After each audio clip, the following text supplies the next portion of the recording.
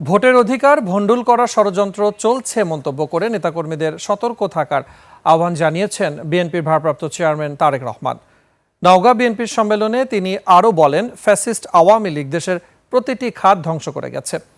রাষ্ট্র মেরামতে বিএনপি সবাইকে নিয়ে ঐক্যবদ্ধভাবে কাজ করতে চায়। নওগাঁ প্রতিনিধি রতন ইসলামের তথ্য ভিডিওতে ডেস্ক রিপোর্ট।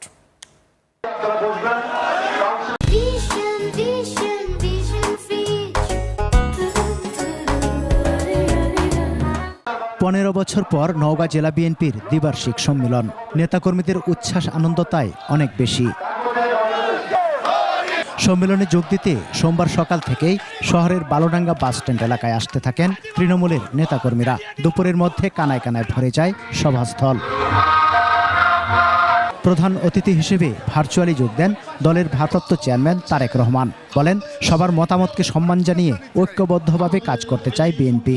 দেশ যাতে গণতান্ত্রিক অবস্থায় ফিরে আসতে না পারে, মানুষের ভোটের অধিকার যাতে বাস্তবায়িত হতে না পারে, সেইটাকেও ভণ্ডুল করে দেওয়ার জন্য কিন্তু বিভিন্ন জায়গায় ষড়যন্ত্র চলছে, ষড়যন্ত্র শুরু হয়েছে।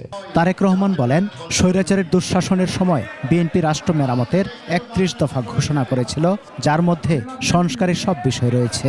যখন স্বৈরাচার এই দেশের মানুষের টুটি চেপে ধরেছিল, যখন স্বৈরাচার এই দেশের মানুষের ভোটের অধিকারকে কেড়ে নিয়েছিল, যখন যে স্বৈরাচারকে বাংলাদেশের মানুষ বিতাড়িত করে দিয়েছে বাংলাদেশ থেকে, সেই স্বৈরাচার যখন বাংলাদেশের মানুষের অর্থ সম্পদ লুটপাট করে পাচার করে দিচ্ছিল, সেই